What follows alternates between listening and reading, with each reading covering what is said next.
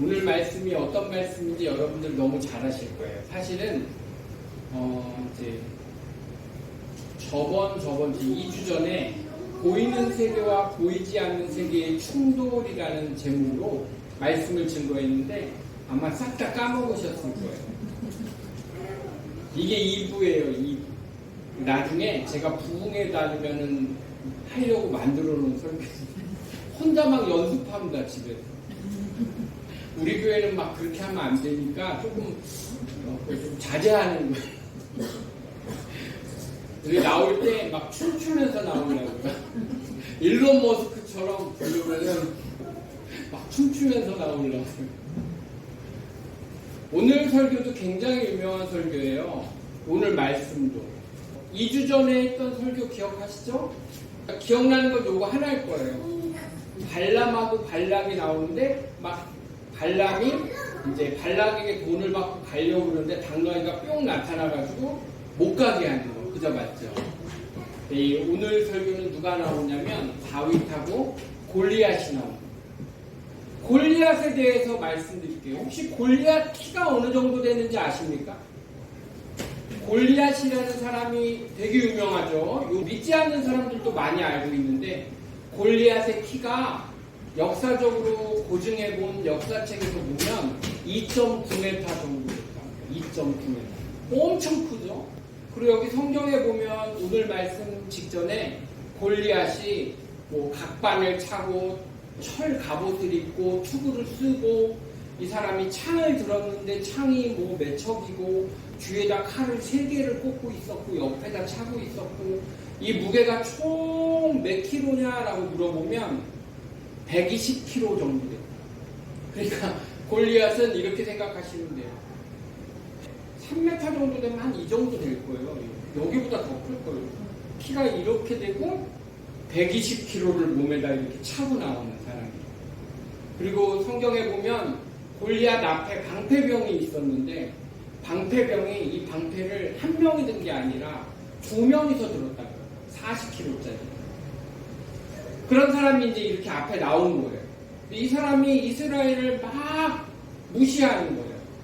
이때 이제 여러 대응책이 있었는데 하나님은 다윗을 뽑아주셨어요.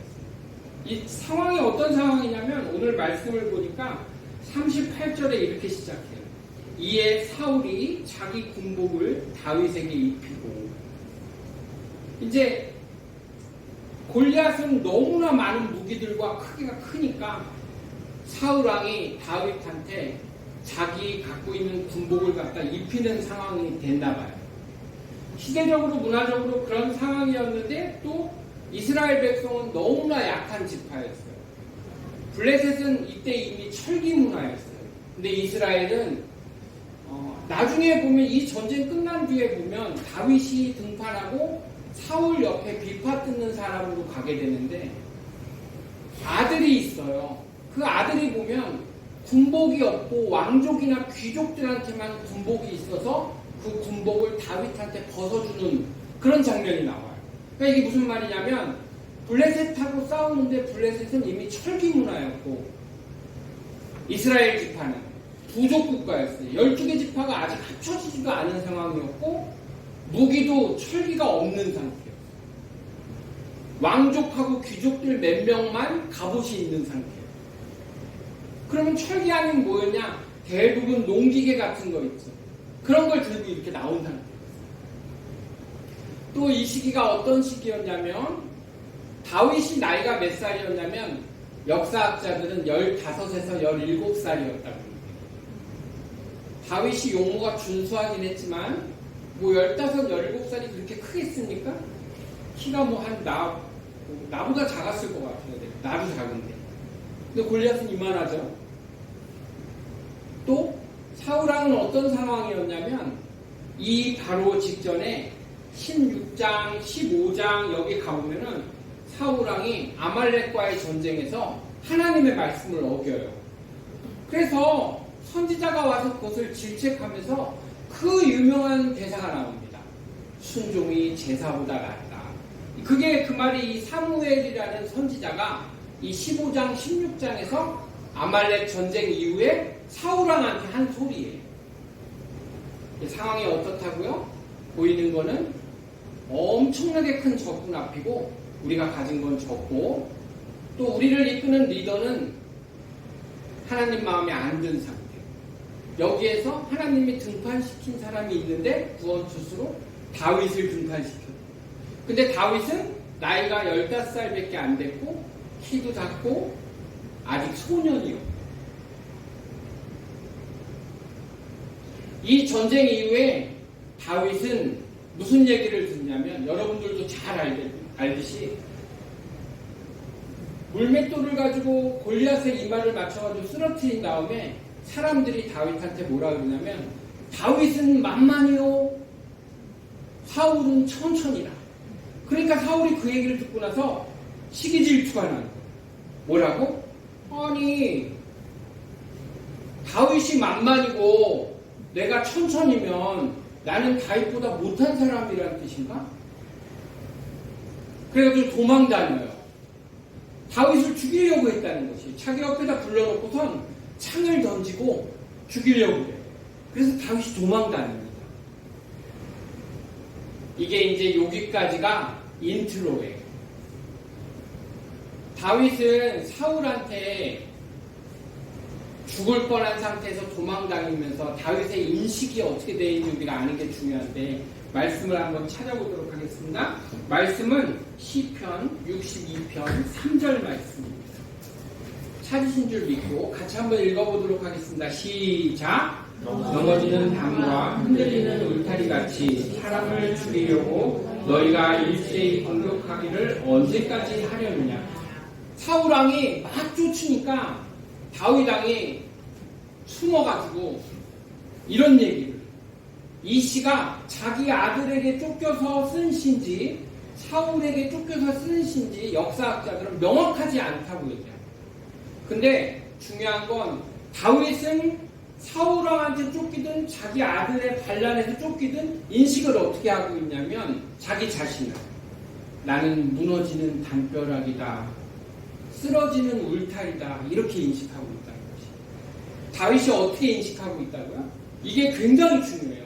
자기 자신을 어떻게 인식하고 있냐면 나는 무너지는 담벼락이다. 이렇게 인식하고 있다는 것이.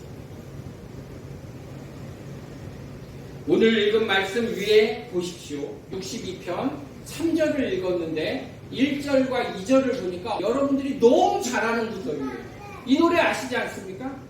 나의 영혼아 잠잠히 하나님을 바라며.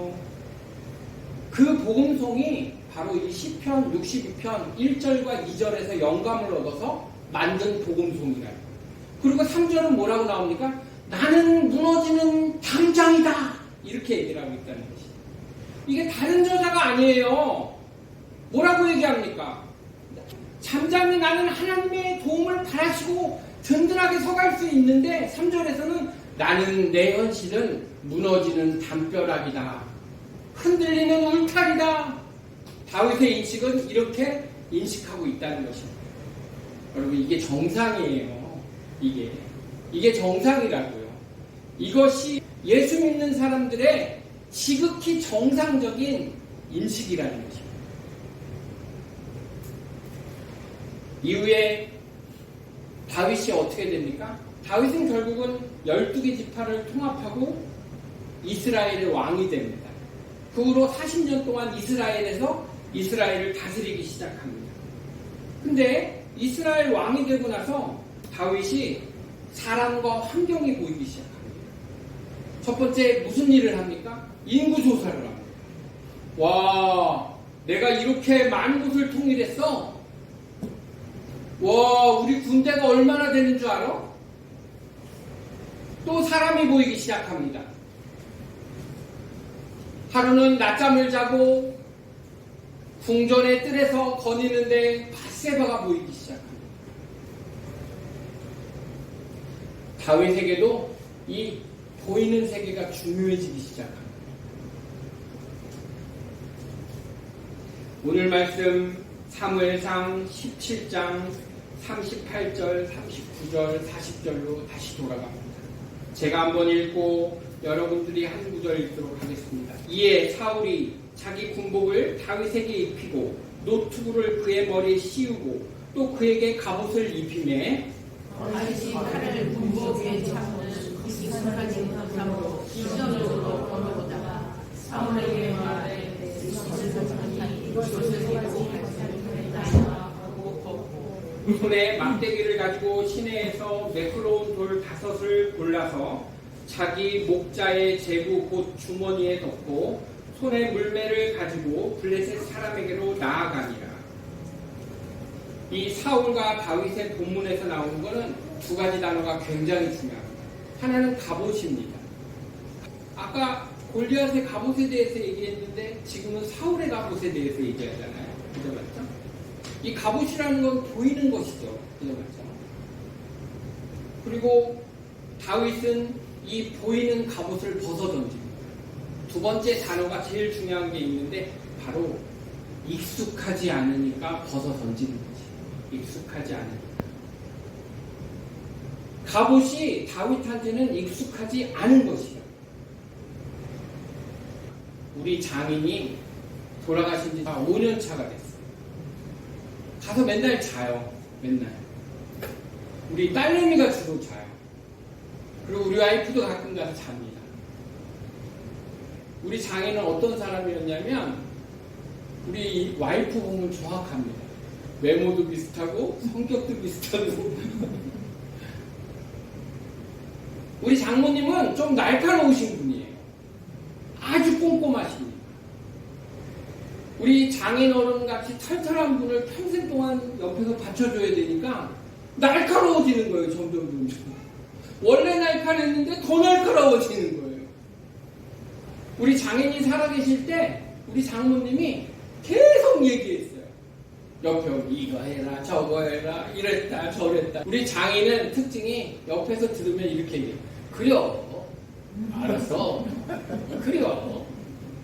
재밌는 건 오늘 아침에도 얘기했어요. 어제도 자고 왔거든요. 엄마가 계속 인숙 씨한테 얘기한다는 거예요. 아유 여기 아파 저기 아파 뭐 다리도 아파 허리도 아파. 만나면은 우리 장모님이 심지어는 이렇게 얘기한다. 사람이 있을 때 말해야 된다. 그럼 우리 와이프는 우리 장인처럼 똑같이 얘기합니다. 그래요 알았어 그래. 우리 장모님이 익숙했던 것으로 돌아가려는 회귀 본능이 끊임없이 있는 거예요. 끊임없이. 그러니까 맨날 얘기해요. 자녀를 두고. 야 내가 20년 전만 해도 다리가 안 아팠는데. 우리 장로님이 저번 주에 성경 공부를 하면서 저한테 기가 막힌 말을 해줘요. 장로님 나한테 뭐라냐면 아유 이제 뭐 나는 뭐 뒷방 늙은이요. 물론 이렇게 사투리 이렇게 안 했어요. 충청도 그게 아니니까. 왜요? 아유 내가 뭐 뭐라고 얘기해도 듣는 사람도 없고 말해도 아무도 안 들어. 우리 장로님은 자기 객관화가 확실히 돼 있는 거예요. 그러니까 복을 받죠. 그러니까 복을 받는 거예요. 왜? 자기를 버렸으니까. 채워지는 거예요.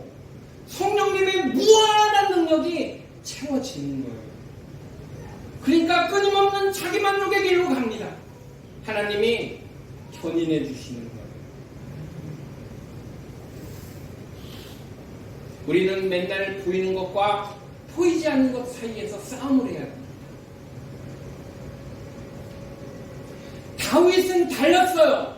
갑옷을 입혀주는 사울을 보면서 뭐라고 얘기하냐면 익숙하지 않으니까 벗어버리겠습니다. 일반적으로 생각하면 그렇게 할 수가 없어요.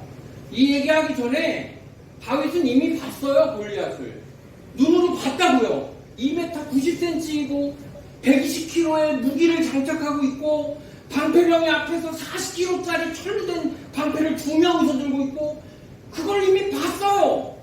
봤는데 뭐라 그럽니까? 일반 사람 같으면 자기가 들지도 못하는데 입지도 못하는데 쓰지도 못하는 칼과 창과 갑옷을 달라고 했을 겁니다. 무엇이 무엇이 다르겠습니까? 우리와 다른 사람이에요. 다윗은. 무엇이 다르겠습니까? 히브리서 11장 1절을 찾아보도록 하겠습니다. 히브리서 11장 1절입니다. 시작. 믿음은 바라는 것들의 실상이요 보이지 않는 것들의 증거니. 선진들이 이로써 증거를 얻었습니다. 아벨은 믿음으로 가인보다 나은 제사를 드렸습니다.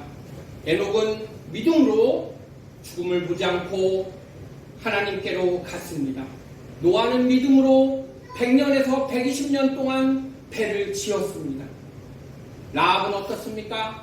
믿음으로 이스라엘 편에 서게 됐습니다.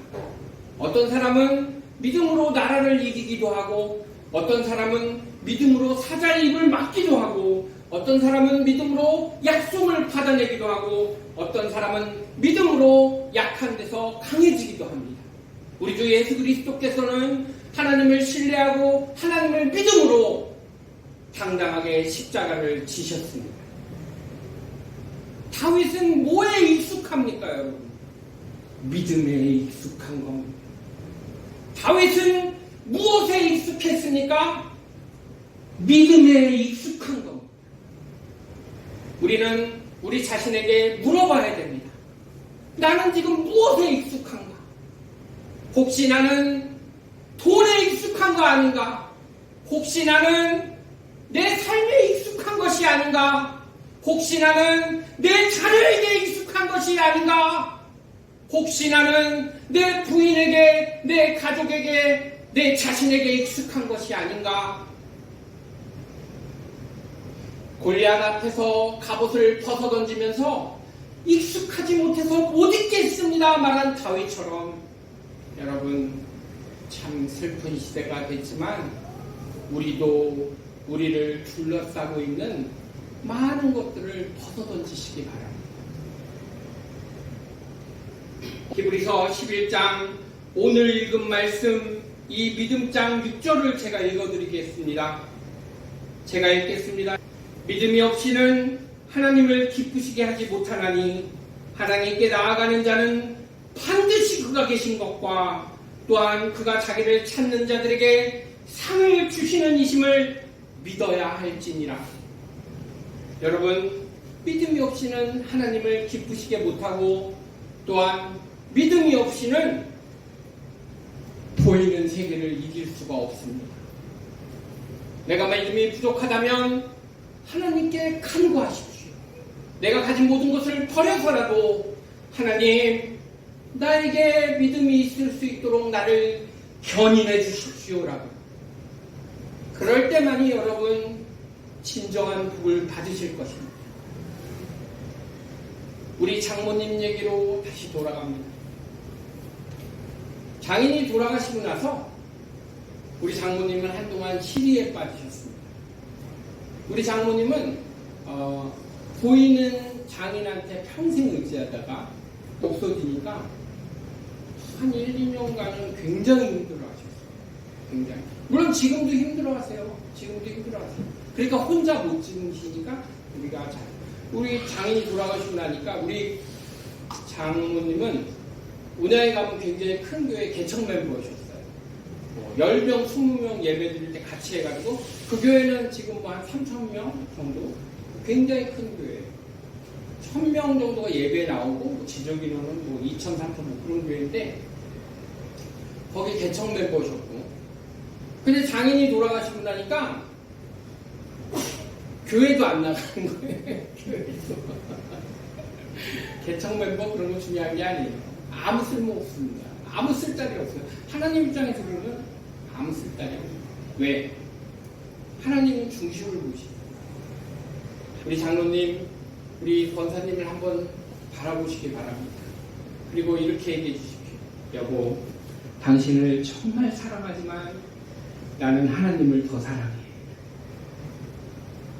우리 장로님은 분명히 그런 믿음이 천국으로 이끄는 믿음임을 알고 계시라고 믿습니다. 더 든든한 갑오신 우리 하나님을 바라봐야 됩니다. 일이 풀리지 않습니까? 걱정거리가 많으십니까? 보이지 않는 세계를 보기 바랍니다. 그리고 여지껏 보이는 세계에서 추구했던 것을 벗어 던지시기 바랍니다.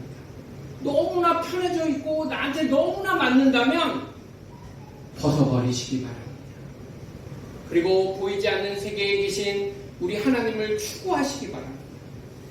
그럴 때 진정한 평안이, 진정한 이적과 기사가 하나님이 진정으로 바라는 뜻이 우리 안에서 이 땅에서 이루어질 것입니다. 그날이 오기를, 그날이 또한 여러분의 삶에서 이루어지기를 예수 그리스도의 이름으로 간절히 축원합니다. 기도하겠습니다.